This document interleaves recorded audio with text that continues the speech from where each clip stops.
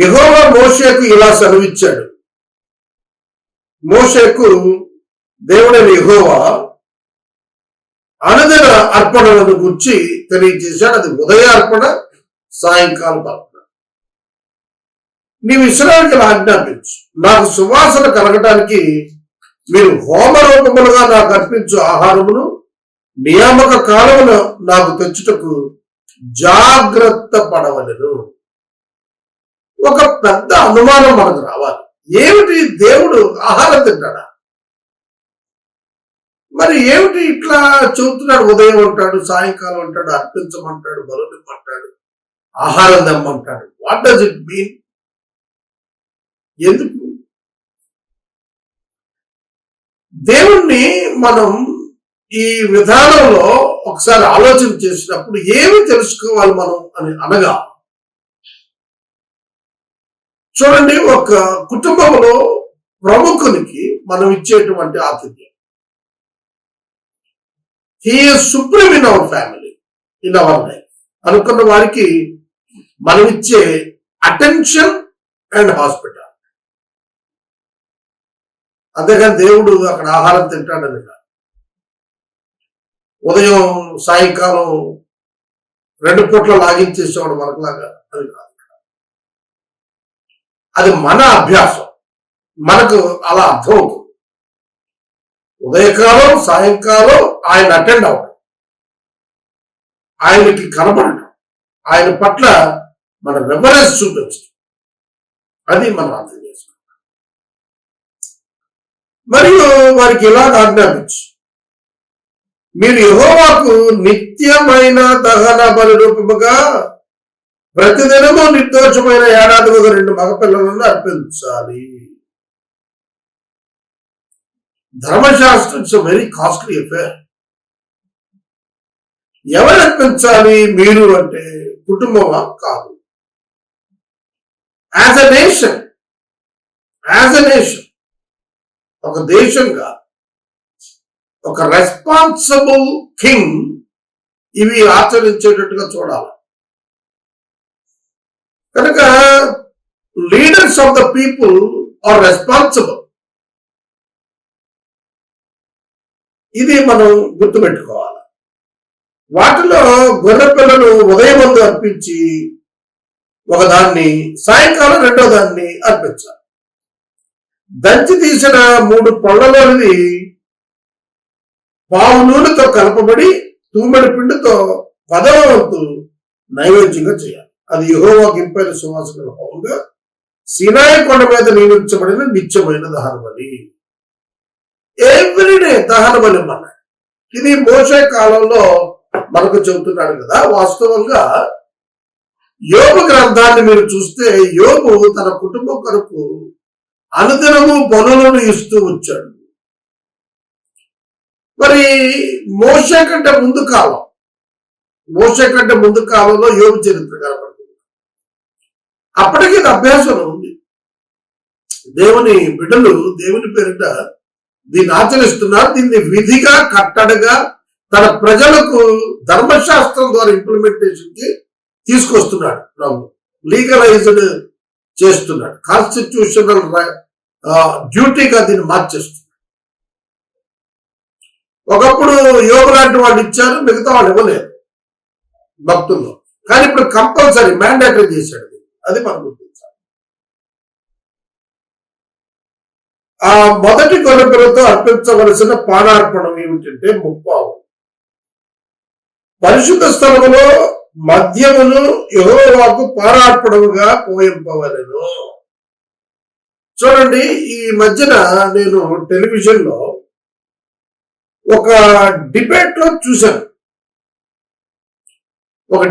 చూశాను. అదేంటంటే మద్యము యెహోవాకు అర్పించాలని ఇక్కడ రాశారు, చూశారు. అలాగే వాళ్ళ హిందూ బుక్స్ లో కూడాను దేవుడికి అర్పించేటప్పుడు మద్యం అర్పిస్తారనే దాని మీద ఆ డిబేట్ లో ఆర్గ్యుమెంట్ జరిగింది.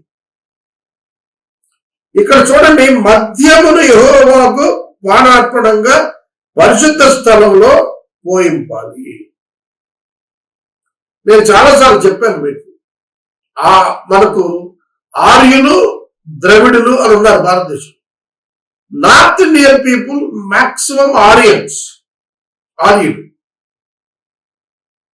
సౌత్ ఇండియా అంతా కూడా మాక్సిమం ద్రవిడులు. Aryans, North Indian people came from outside, బయట నుంచి వచ్చిన వాళ్ళు. వాళ్ళలో జూయిష్ ట్రెడిషన్ వాళ్ళకు ఉంది.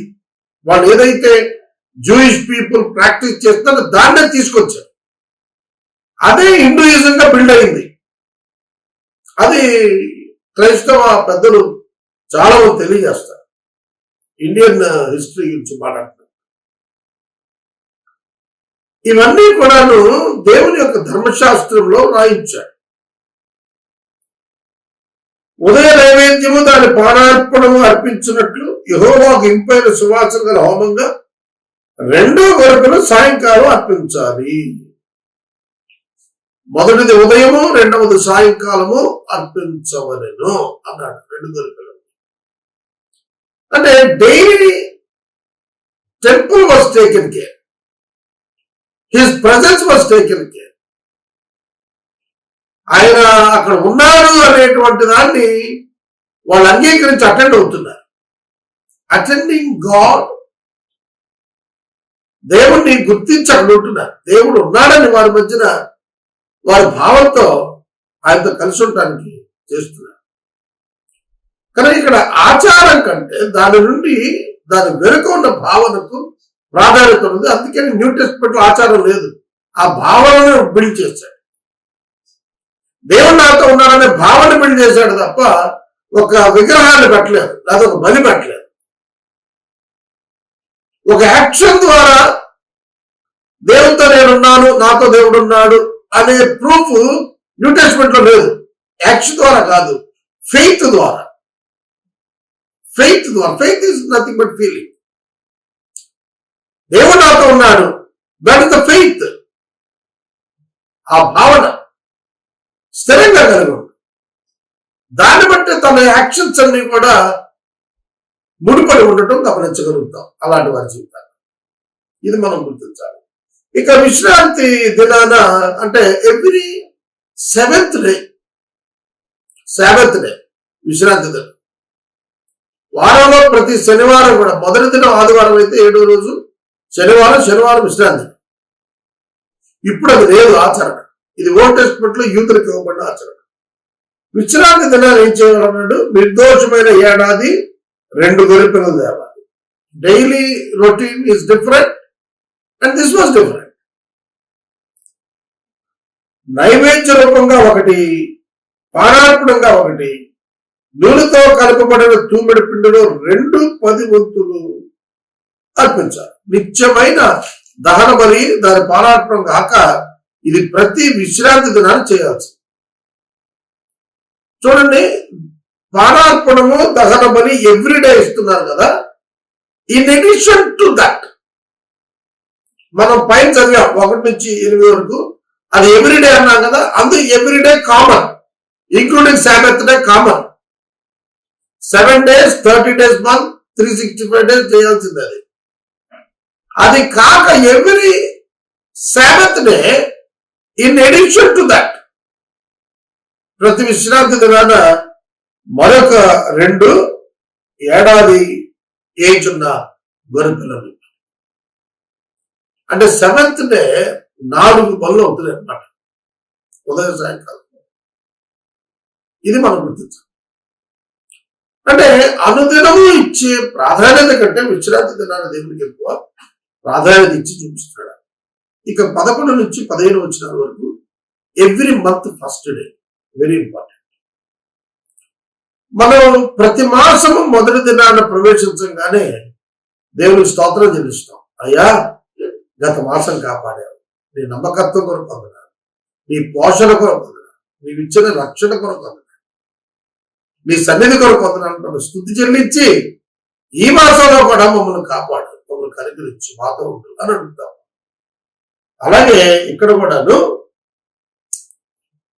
11 నుంచి 15 వచ్చినాను కూడా monthly every month first day with God, మొదటి దినం దేవుడితో, అది అలా చెప్తున్నాడు. మొదటిది యెహోవాకు దహనబలి అర్పించాలి. 2 కోడెదూడలను, 1 పొట్టేలును, నిర్దోషం 1 ఏడాది 7 గొర్రె పిల్లలను, వాటిలో ప్రతి కోడెదూడతోనూ నూనెతో కలపబడి తూమెడి పిండిలో 3 10 నైవేద్యంగాను, ఒక్కొక్క పొట్టేలతోనూ నూనెతో కలపబడి తూమెడి పిండిలో 2 10 నైవేద్యంగాను, ఒక్కొక్క గొర్రె పిల్లతో నూనెతో కలపబడి తూమెడి పిండిలో 1 10 నైవేద్యంగా చేయబడి, అది యెహోవాకు ఇంపైన సువాసన కదా దహనం. అంటే ఇక్కడ ఈ పోర్షన్ ఆఫ్ నైవేద్యాల భాగాన్ని చెబుతున్నప్పుడు ఒక ఆర్డర్ దేవుడు ఇచ్చినప్పుడు ఆ ఆర్డర్ ఫాలో అవటం ఒబీడియన్స్ కింద వస్తుంది. అంటే they are following the word of God as an order. విధిగా దేవుడు ఇచ్చిన మాటను పాటిస్తున్నాడు. అక్కడ పాటించబడుతున్నటువంటి subject is different, attitude is చాలా జాగ్రత్తగా. Subject is material, but the attitude is inner heart. వెలుపట కనిపిస్తున్నది పదార్థం, దాన్ని ఎట్లా ఇస్తున్నాడు, ఏమిటి, ఎంత భాగం ఇస్తున్నాడు, ఎంత కలుపుతున్నాడు అనేది పదార్థం. ఎందుకు అలా కలుపుతున్నాడు అనేది విశ్వాసం. Because God said. అదే మనకు లూకా 5లో ఆర్డర్ చెప్పాడు, ప్రభువు చెప్పాడు, ఒక ఆర్డర్ వేశాడు, నువ్వు లోతుకి వెళ్ళు, కుడివైపున వరవే. ప్రభు ఉదయం అయిపోయింది, రాత్రంతా పట్టాము, ఒక్కటి దొరకలేదు. చెప్పాడు, అయినను నీ మాట చొప్పున, ఎస్ నీ మాట చొప్పున వల వేస్తావు అన్నప్పుడు I will follow your word and instruction. ఇక్కడ మనం ఇన్స్ట్రక్షన్ తీసుకుందాం. మొదలుగా follow the instructions of God, అది important. Following the instruction of God is important. ఎప్పుడైతే దేవుడు ఇవి ఆర్డర్ ఇచ్చాడో వాటిని ఫాలో అవడం అంటే ఇన్స్ట్రక్షన్ ఫాలో అవుతుందని అర్థం. మీకు నేను ఆదికాండంకి వెళ్ళి చెప్తాను 2:17లో, ఈ పండు తినమున నిత్యము చదువు. పండుకి ఏమి సబ్జెక్ట్ లేదా. Obedience or disobedience is the concept of God's test, not the fruit. అది మంచి చెడు తెలుగునిచ్చే వృక్షఫలమైన ఉండొచ్చు. మరొక పండు గురించైనా ప్రభు అక్కడ చెప్పొచ్చు. God used 1 tree to testing. అతన్ని పరీక్షించడానికి దేవుడు ఒక చెట్టుని వాడాడు. అదే ఇంకో చెట్టు వాడచ్చు, ఆ పేరు వాడకపోవచ్చు, ఇంకోటి వాడుకోవచ్చు. ఒకవేళ మంచి చెడు తెలుగు అనుకోండి, ఇంకో చెట్టు పేరు చెప్తే అది తిన్నా కూడా అదో పాపం చేసిన వాడు అయ్యేవాడు. ఇక్కడ అజ్ఞాతిక్రమం పాపం అన్నాడు కానీ చెట్టు పండుగ వాడు చెప్పలేదు. అజ్ఞాతిక్రమం పాపం ఉన్నప్పుడు గాడ్స్ కమాండ్మెంట్ ని వైలేట్ చేయటం అని అర్థం తప్ప ఆ చెట్టు పండు పర్టికులర్ గా ఇప్పుడు ఆ పండు ఎవరు తింటలేదు కదా అని ఆర్గ్యుమెంట్ అక్కర్లేదు.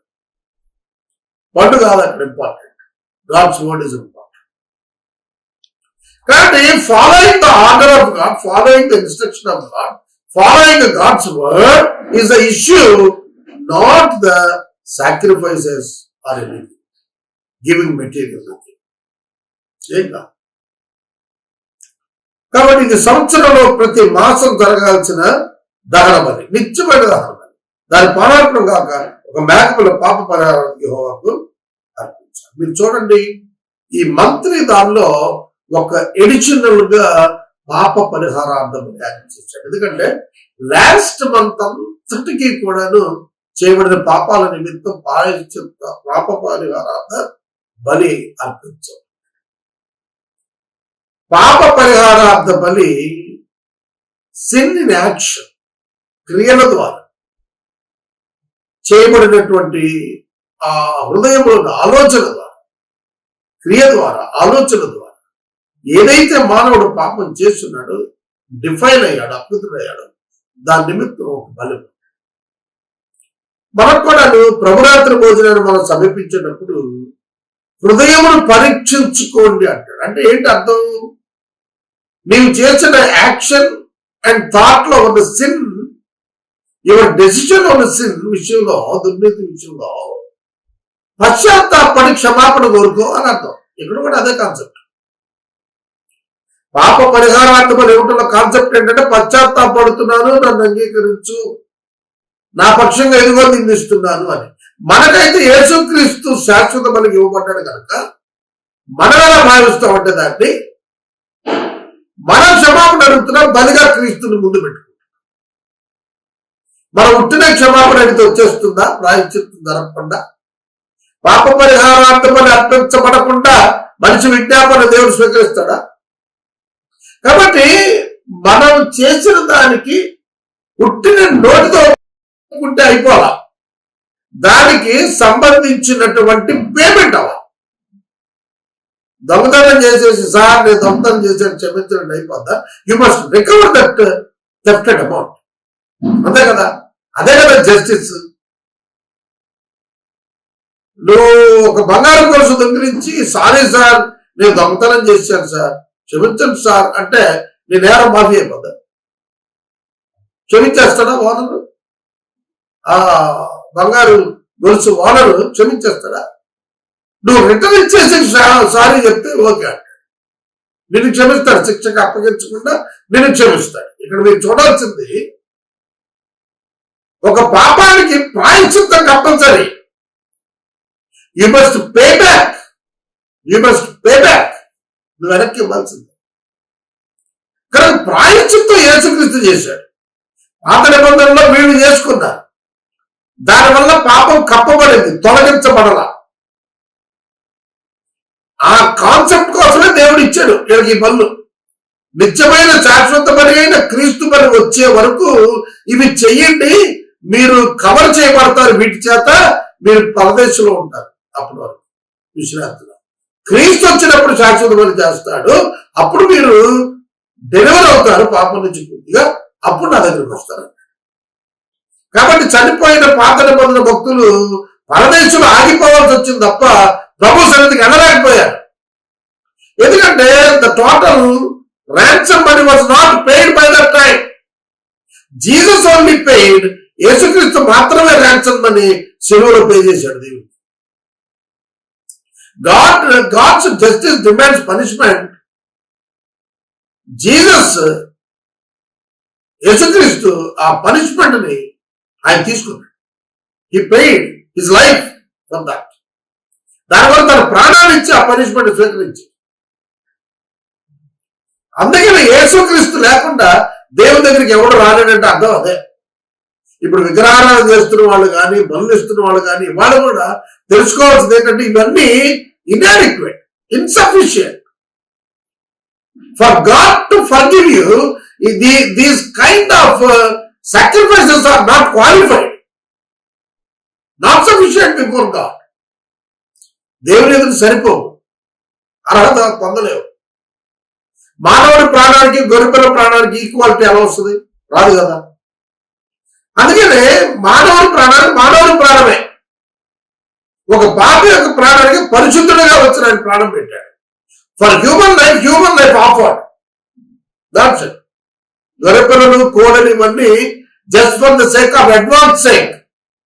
It's not complete payment, it's only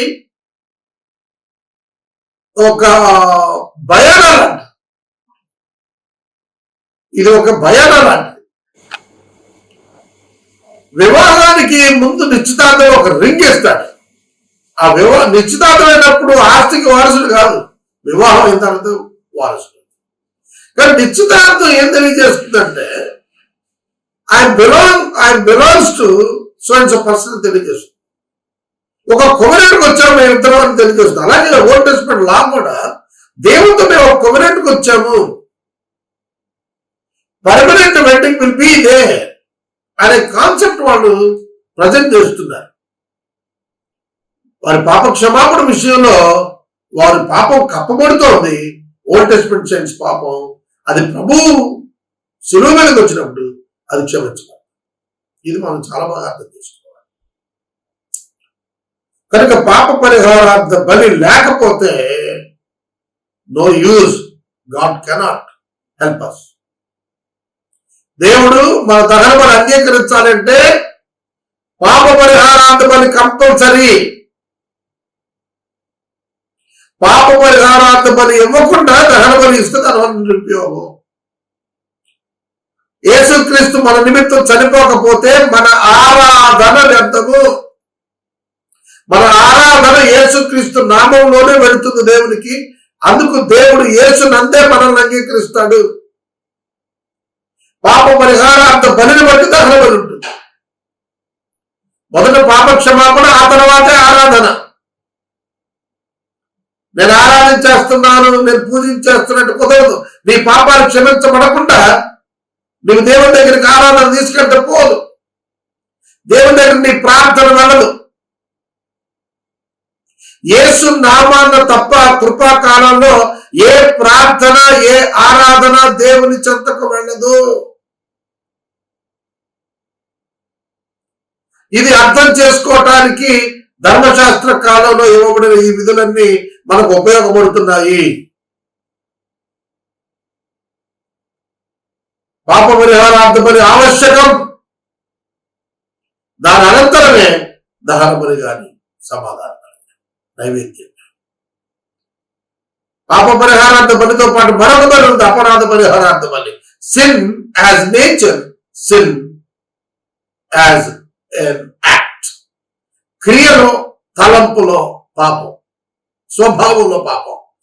ఆ రెండింటిని, క్రియా పాపం, స్వభావ పాపం. స్వాభావిక పాపం, దానివల్ల కలిగిన క్రియా పాపం, రెండింటి నుంచి విడుదల పొందిన తర్వాత ఆరాధన. అదే దహన బలి, సమాధాన బలి. నీ పాపం క్షమించబడకుండా నీకు సమాధానం రాదు. దేవునితో కానీ మనుషులతో కానీ. ఒక మనిషిని క్షమించాలి అంటే అతనిని మొదట అంగీకరించాలి కదా. అంగీకరించాలంటే అతనికి కలిగిన లాస్ విషయంలో, నష్టం విషయంలో అతను తృప్తి పడాలి. మీకు జస్ట్ ఎగ్జాంపుల్ చెప్తాను. నేను చాలా వివరంగా గాస్పుల్ దీంతో కంపేర్ చేస్తున్నాను. స్టెఫెనుని రాళ్లతో కొట్టి చంపమని సౌలుగా ఉన్నప్పుడు పౌలు గారు ఆర్డర్ చేశారు. చంపారు. అతని కుటుంబం, ఎవరి కుటుంబం? స్టెఫెన్ కుటుంబం పౌలు చేత బాప్తిసం తీసుకున్నారు. విన్నారా? అంటే పౌలును వాళ్ళు అంగీకరించారు. They accepted the murder of their own beloved Stephen. ప్రియమైన స్టెఫెన్ చంపిన వాడితో బాప్తిసం తీసుకున్నారంటే దే యాక్సెప్టెడ్ పాల్. ఎలా? ఎందుకు ఒప్పుకున్నారు అంటే they believed in the resurrection of Stephen. Stephen యొక్క పునరుత్థానాన్ని విశ్వసించారు కనుక యేసుక్రీస్తునందు స్టెఫెన్ తిరిగి లేస్తాడు, మేము తిరిగి కలుసుకుంటాము, కాబట్టి మాకు ఇప్పుడు నష్టం లేదు. పౌలుగా ఇతడు సౌలు పౌలుగా మారడానికి కారణమైనటువంటి ఆ డెత్ చూశారు, మర్డర్, స్టెఫెన్ యొక్క మర్డర్. దానివల్ల మేమేం నష్టపోలేదు, స్టెఫెన్ కూడా ఏం నష్టపోలేదు. స్టెఫెన్ ప్రభు సన్నిధిలో ఉన్నాడు, తిరిగి వస్తాడు, మేము కలుసుకుంటాం, మేమందరం కలిసే ఉంటాం. పౌలు చేసినటువంటి తప్పిదానికి యేసుక్రీస్తునందు శిక్ష విధించబడింది కనుక పునరుద్ధానమైన క్రీస్తే మా సోదరుడు స్టెఫెన్ తెస్తాడు. So that we did lost anything, మేమేం నష్టపోలేదు అని చెప్పి. అర్థమైందా? నా వ్యక్తిగత విషయంలో కూడా మా నాన్నగారు ఇలాంటి విశేషమే నాకు ఎక్స్ప్లెయిన్ చేశాడు. చాలా పెద్ద నష్టం నాకు ఒకళ్ళ ద్వారా సంభవించింది. అప్పుడు మా నాన్నగారు ఇదే అనాలిసిస్ చెప్పాడు. నాయనా, నీకేమి నష్టం సంభవించలేదురా, నువ్వు పోగొట్టుకున్నావు అనుకున్నది పోలేదు, ప్రభు దగ్గర ఉంది, ప్రభు దాన్ని తెస్తాడు. ఎవరి వల్ల పోగొట్టుకున్నావో వాడు ప్రభు దగ్గర తీర్పు పొందుతాడు తప్ప నువ్వు నష్టపోయింది ఏం లేదు. ప్రే ఫర్ దట్ పర్సన్ అన్నాడు. ఎవరి వల్ల నువ్వు పోగొట్టుకున్నావో ఆ పర్సన్ రక్షణ కోసం ప్రార్థన చేయ తప్ప వాడు నువ్వు ఆపరేట్ చేయక్కర్లేదు అన్నాడు. దాని అర్థం ఇదే, నథింగ్ లాస్ట్. మనం ఏం పోగొట్టుకోవండి.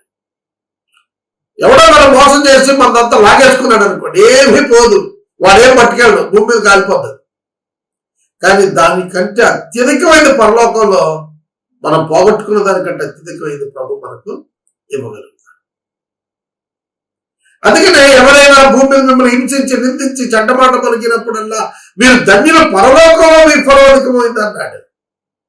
ఇక్కడ మీరు పొందుతున్న ప్రతిదాని నిమిత్తము పరలోకంలో, ప్రతి నష్టం నిమిత్తం పరలోకంలో లాభం చేకూర్చబడుతున్నారు. కాబట్టి నష్టపోవటం వల్ల లాభం పొందుతున్నామని ఎంతమందికి తెలిసేవాళ్ళ? నష్టపోతున్నటువంటి విశ్వాసులమైన మనం భూమి మీద ఎంతో గొప్ప లాభాన్ని పొందబోతున్నాం పరలోకంలో అని ఎంతమందికి తెలుసు? పేతురుకి అదే చెప్పాడు ప్రభు అన్ని వదిలిపెట్టి నిన్ను వెంబడించామంటే ఎగమందు నువ్వు రెట్లు పరమందునిచ్చేమో. మీరేదో పోగొట్టుకున్నాము అని అనుకుంటున్నారా? 100 రెట్లు ఇక్కడే ఇవ్వరాడు దేవుడు మీకు. మిమ్మల్ని ఎవరో మోసం చేసి మీ పాకెట్ కొట్టేశాడు అనుకుందాం. అయ్యో నేడవక్కర్లేదు, దేవా నన్ను కరుణించు, ఐ లాస్ట్, రిమెంబర్ మీ అంటే చాలు, ఆయనే చేస్తాడు. మీకు అయిపోతుందా చెప్పండి? నీ తప్పిలో నీ యొక్క లాస్ ఒకవేళ కొన్ని సందర్భాల్లో మన యొక్క అవివేకాన్ని పెట్టుకోవడం అలా అయిపోతుందా? నేను పర్సు మర్చిపోయి వెళ్ళిపోయాను రోజు. ఎలాగనుకున్నాను. నేను పర్సు తీసుకెళ్తే ఏమయ్యాదు, కానీ నేను పర్సు తీసుకోకుండా వెళ్ళినందున I return with 2 times of the money. నేను 2 రెట్లు డబ్బులతో వెనక్కి వచ్చాను పర్సు మర్చిపోయిన రోజున. Because I prayed him, he gave me much more than the money in my purse. కనుక డిపెండ్ ఆన్ గాడ్. నేను ఇదంతా చెప్పుకొచ్చాను, పాప పరిహారార్థ బలి యొక్క ఆవశ్యకత గురించి చెప్పుకొచ్చాను. మీకు కలిగిన నష్టం విషయం మీరు విచారించాల్సింది ఏమీ లేదనేటువంటి సత్యాన్ని మీకు జ్ఞాపకం చేశాను. 15 వచనం అయిపోయింది. ఇక 16 నుంచి 25 వరకు ఉన్నది ఏమిటంటే, ప్రతి సంవత్సరం మొదటి మాసం 14వ తారీఖున పస్కా బలి జరగాలి. ఎందుకంటే ఈ తేదీన వాళ్ళు ఐగుప్తు దేశం నుండి వెలుపటికి వచ్చినటువంటి తారీఖు అది. ఇప్పటికీ కూడా యూదులు ఆచరిస్తారు పస్కా పండుగ. ఎప్పుడుది ఇది? 3500 సంవత్సరాల క్రితం మోషే నాయకత్వంలో ఇశ్రాయేలీయుల పితరులు చెర నుంచి వెలుపటికి వచ్చారండి. చెర నుండి వెలుపటికి వచ్చారు కాబట్టి చెర నుంచి వెలుపటికి వచ్చిన ఆ దినాన్ని జ్ఞాపకం చేసుకుంటారు. మీకు విషయం తెలుసు, దేవుడు చరిత్రను జ్ఞాపకం చేసుకోమన్నాడు. చెర నుండి విడుదలను జ్ఞాపకం చేసుకుంటూ చెరానుభవాన్ని ఎలా విడిపించాడో, మరణదూత ఆ దినాన్ని ఎలా దాటిపోయాడో దాన్ని జ్ఞాపకం చేసుకుంటూ, తొలిచూరులను దేవుడు ఏ విధంగా ప్రొటెక్ట్ చేశాడో దాన్ని జ్ఞాపకం చేసుకుంటూ ఈ పస్కా బలి చేయాలి. అంటే మరణం నుండి తప్పించబడిన అనుభవాన్ని ఎవ్రీ ఇయర్ మీరు జ్ఞాపకం చేసుకున్నారు. తర్వాత అదొక్కటే కాదు, వాళ్ళు అరణ్యంలో బయలుదేరి వచ్చారు కదా. అరణ్యంలో వాళ్ళు నివసించిన స్థలాల్లో టు ప్రొటెక్ట్ దెమ్సెల్వ్స్ గుడారాలు వేసుకున్నారు. అందుకని మన గుడారాలు పండుగ కూడా ఇచ్చాడు వాళ్ళకి. బూత్ ఫెస్టివల్ అంటారు.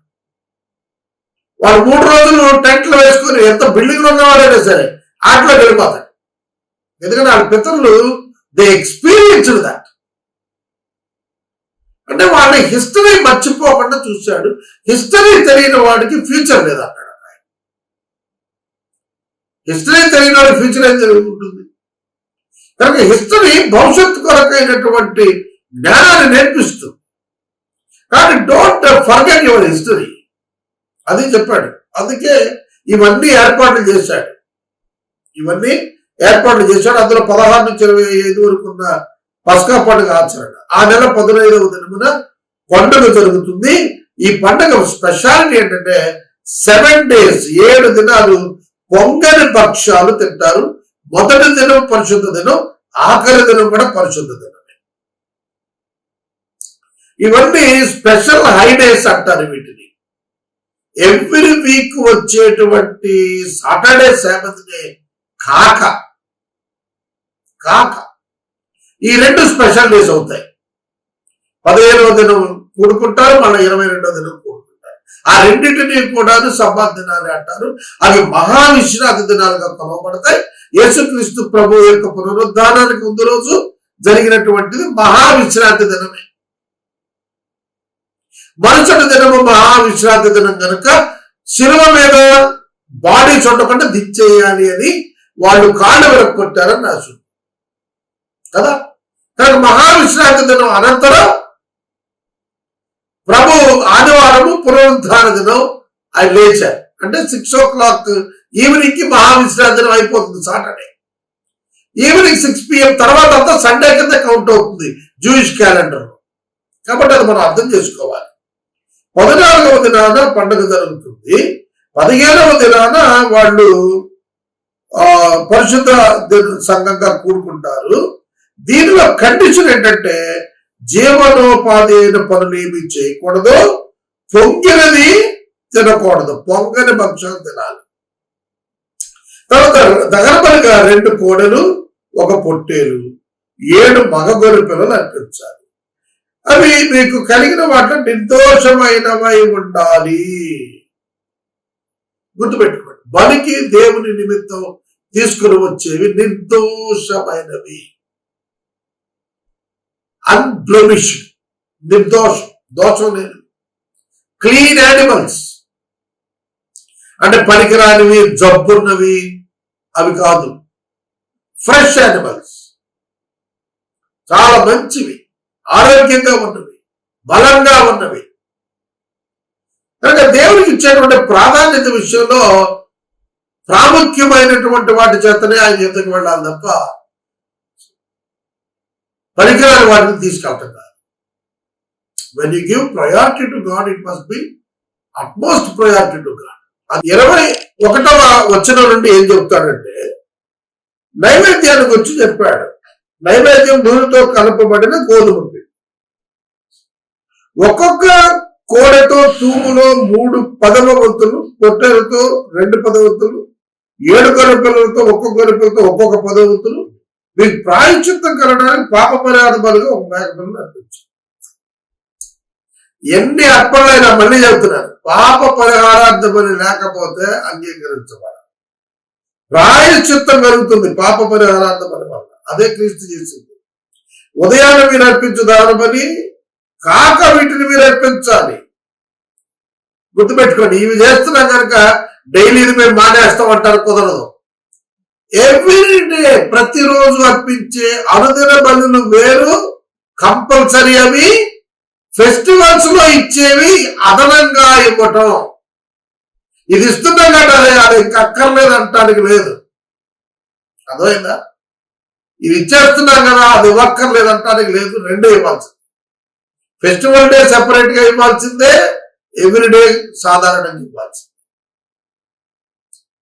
అట్లే 7 దినములు ప్రతిదినం యెహోవాకు ఇంపైన సువాసన హోమద్రవ్యములు అలాగే ఆహారం అర్పించాలి. నిత్యమైన దహనబలి దాని పానార్పణాన్ని అర్పించాలి. 7వ దినాన పరిశుద్ధ సంఘంగా కూడాలి. జీవనోపాధి ఏమి ఆదరణ చేయకూడదు. జీవనోపాధి అంటే బిజినెస్. జీవనోపాధి అంటే business.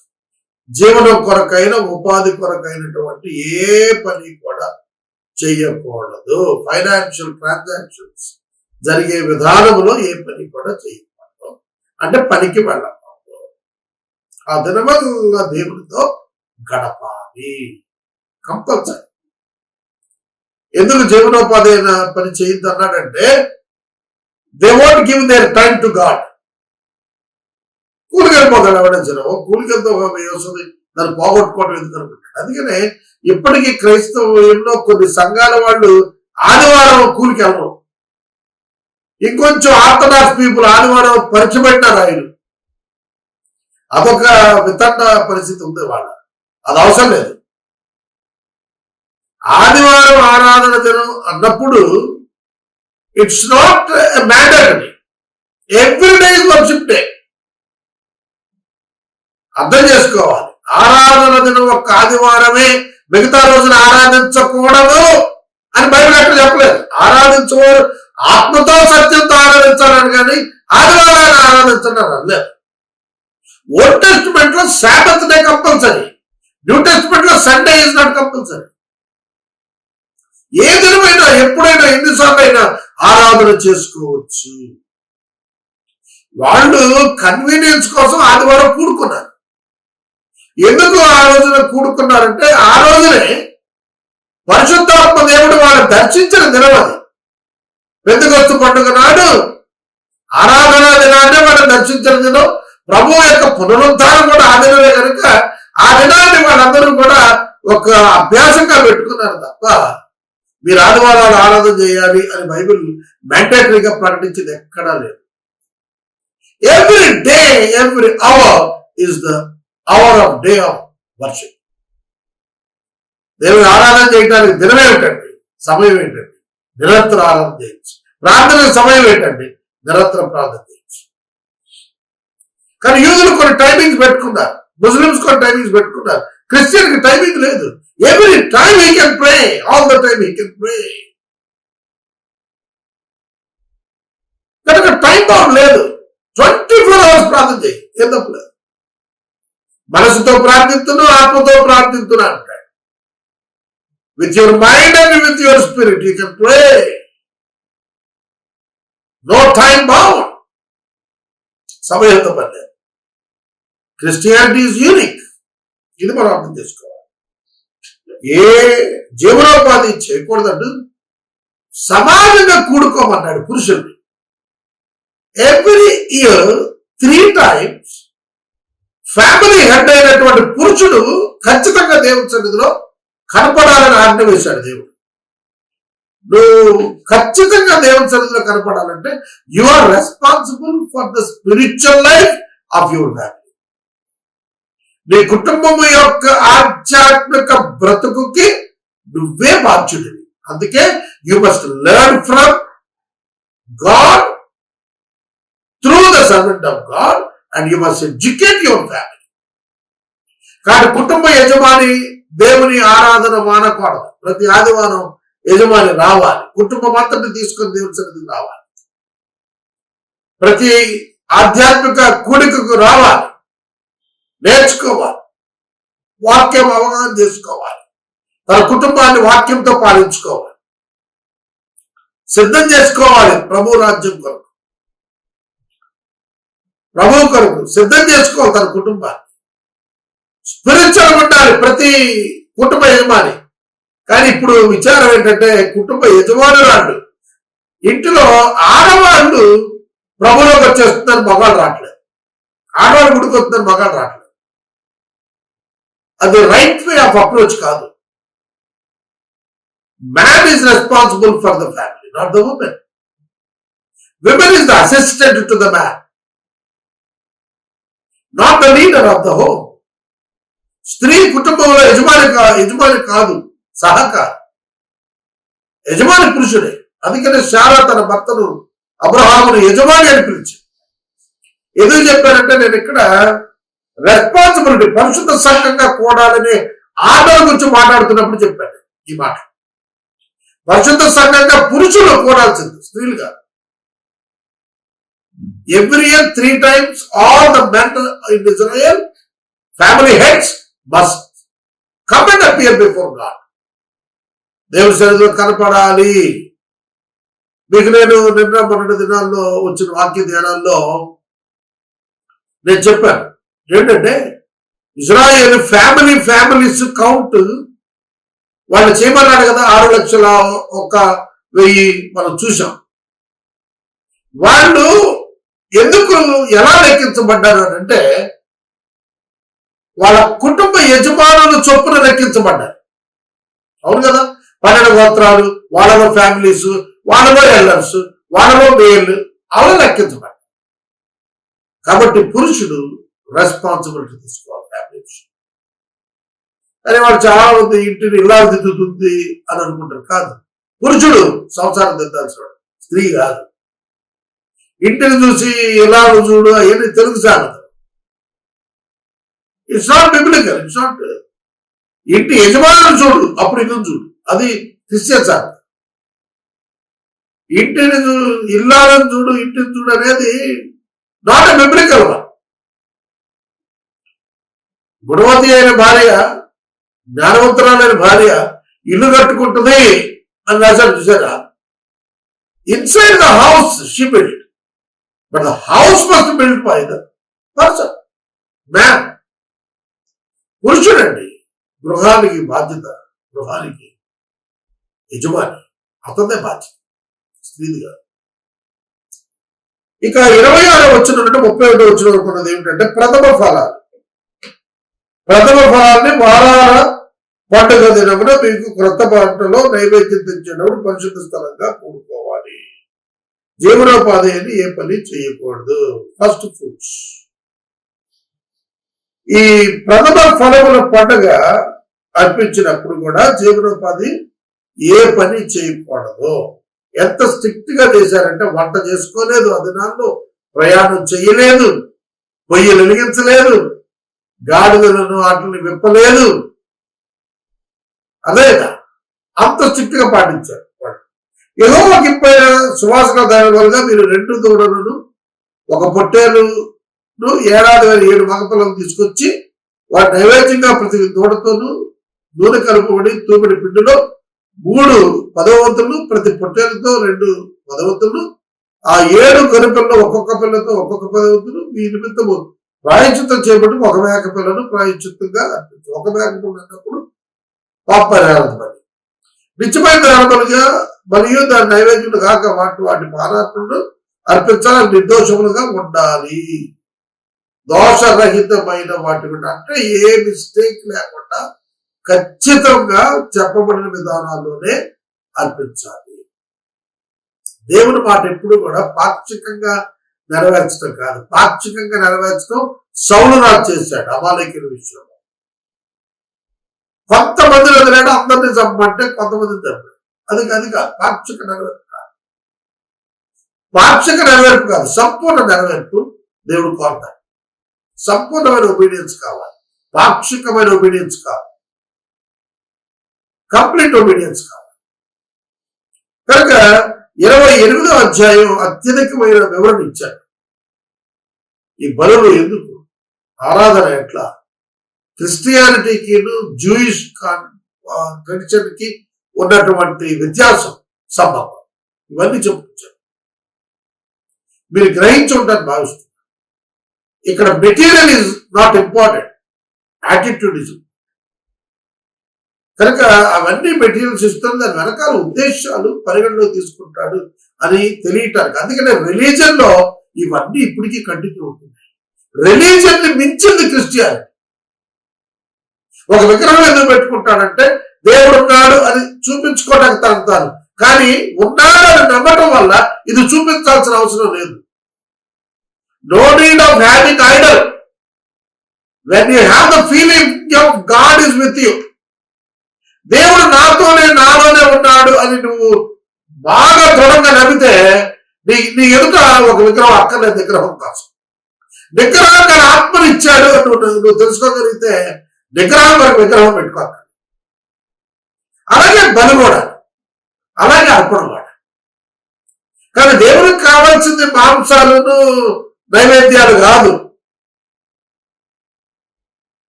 Subject to your self. నువ్వు కావాలి దేవుడికి, నీ అర్పణ కాదు కావచ్చు. మాట వినాలి, నువ్వు పొట్టేళ్ళు ఇవ్వటం కాదు. అక్కడ మాట వింటావా కాదా అనేది పొట్టేలు సమర్పణ వల్ల తెలుస్తుంది తప్ప వింటున్నావు అనేది. హృదయం దేవుడితో లేకుండా ఊరికే గొర్రెపిల్లలు ఇచ్చేస్తే దేవుడు అంగీకరిస్తాడా?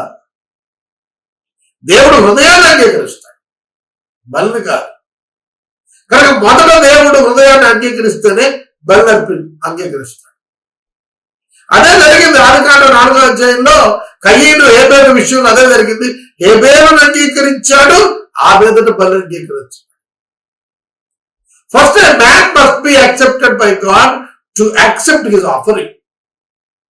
So offering is not the issue. Acceptance of the man is the issue. How can a man be accepted by God? Only through Jesus Christ. Because Jesus offered the sacrifice for the human being. God is satisfied with the sacrifice. And he accepted man because of the sacrifice given by his son. ఇది మనం అర్థం చేసుకోవాలి. ఈ అధ్యాయాన్ని మనం ముగించుకుంటాం.